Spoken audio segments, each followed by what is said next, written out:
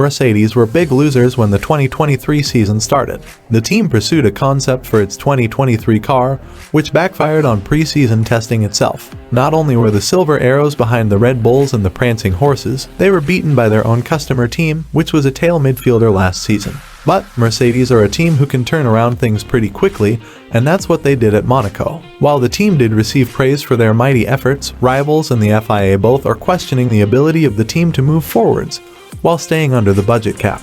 But to shut all of those talks down, Mercedes made a shocking announcement. I guess I should start by telling you what Mercedes has actually done. The Silver Arrows at Bahrain were off to the worst start they could have possibly imagined, after expecting to be close to the front of the pack after the highs and lows of the 2022 season. The W14 was lacking everywhere, and Lewis Hamilton was very vocal about his disappointment with his team. The 7-time world champion said that the team did not listen to his suggestions for the 2023 car, and he wanted his team to be accountable for the mistakes they have made with the W14. Let's clarify one thing first. Hamilton does not design the car, but he does know how a car should function, as he has driven plenty of championship-winning and non-championship-winning cars throughout his career. And if a driver of so much experience in the field says that the team must consider on moving to a certain direction with car development to get much-needed elements working well for the driver, the best bet for the team is to first try out that direction. As we all know, Hamilton in 2022 has tested out a lot with the W13, and he must have a pretty clear idea on what the car he drives needs to perform well on track. The 7-time world champion is not making explicit suggestions, like saying the team to fit sidepods similar to the Red Bull design. Actually, Lewis Hamilton back at Monaco did mention that he was not a big fan of the team's decision to bring large sidepods to the car, but what his suggestions might have been are suggesting on which areas the car feels strong, and which areas the car feels pretty weak. He has talked a lot about trying to add more rear downforce in particular. He also shared his discomfort with the W14's cockpit positioning. These are what he has been suggesting to the engineers back at Brackley, and these are things which were not exactly remedied with the W14 at the season's start. Back at Bahrain, team boss Toto Wolff sided with his star driver as he called the engineers back at Brackley to make drastic changes to the car. And since March, the Brackley-based squad started to focus on a different direction, one much more in line with what Hamilton prefers, and that is actually producing results. This might not be a massive surprise for most of you guys, as we did expect the Silver Arrows to shift gears and start to make massive inroads to catch Red Bull. And after the Monaco upgrades, Hamilton for sure has been very happy with how the car has performed. His happiness is evident with the results he has produced since Monaco, with 2 podium finishes under his belt ever since. This turnaround in performance, this much earlier in the season, was a bit of a surprise, considering how far ahead Red Bull was at the season opener. That's all thanks to the massive upgrade the team made at Monaco. That upgrade at Monaco was fundamentally close to an entire car overhaul. That's when a question started to roll out in the Formula 1 paddock as to how much the Silver Arrows have spent on its major upgrade and how much more the team has left in its tank to develop the 2024 car. Christian Horner of Red Bull was one of those people who raised this question, as he believes that Mercedes has spent a significant chunk of the allotted budget on the Monaco upgrade package, as he added.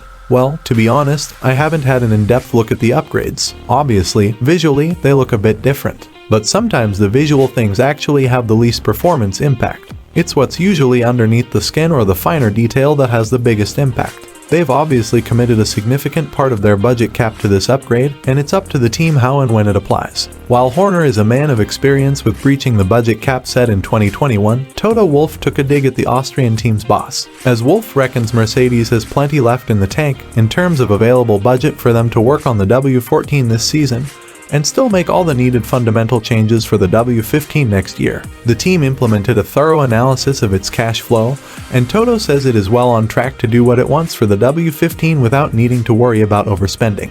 We have set up a huge organization in our financial department of 46 people that monitors the cost cap down to the last screw.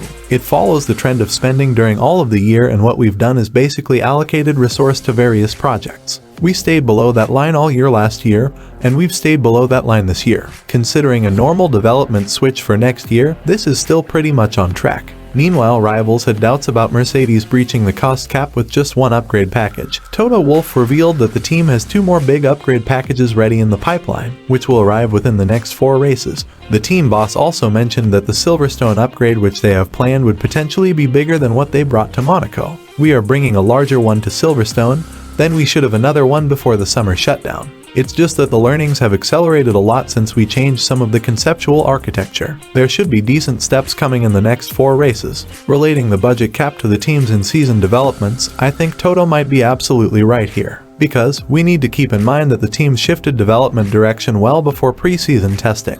If you can recall all the news about the huge blunder the team made with TIS components in the wind tunnel, that's the point when the Silver Arrows started to pursue a different concept. Which means that Mercedes did not spend as much as we expect on the previous W14 iteration.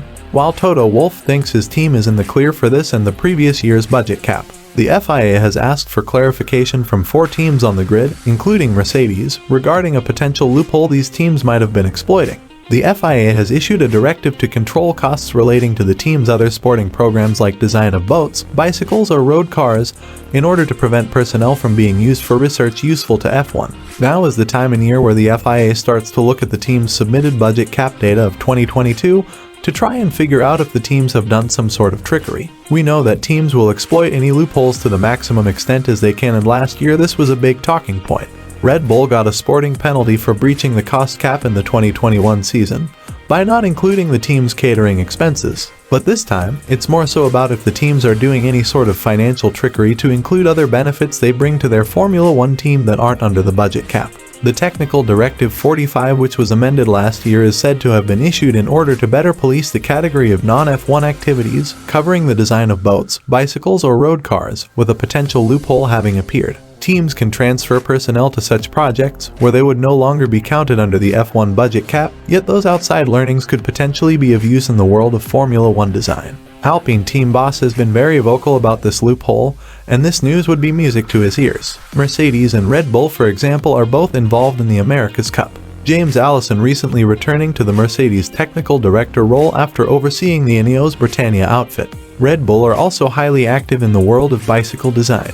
Ferrari meanwhile reigned supreme at the latest 24 Hours of Le Mans as their racing and GT divisions worked in perfect harmony. These all examples of projects falling outside the F1 budget cap, which the FIA reportedly now are taking a deeper look at and chasing further clarification for. We have talked about this loophole in detail on one of our previous videos, and I can't imagine how the FIA are going to police this rule, as it is inevitable from all sides. But in Mercedes' case, I am sure Toto Wolff has employed a proper panel of 46 accountants and smart people to keep the team out of any issues, and yet allow the team to exploit whatever they can to its maximum. So what do you guys think? Are Mercedes comfortably well in the budget cap, as Wolff has talked about? What are your thoughts about Formula One teams exploiting potential loopholes to bring knowledge from outside, which are not counted under the cost cap? Share your thoughts with us in the comments section down below. We'd love to discuss it with you. And on your way down, don't forget to subscribe to the channel to get notified of our future uploads to keep yourselves up to date about the 2023 Formula One season.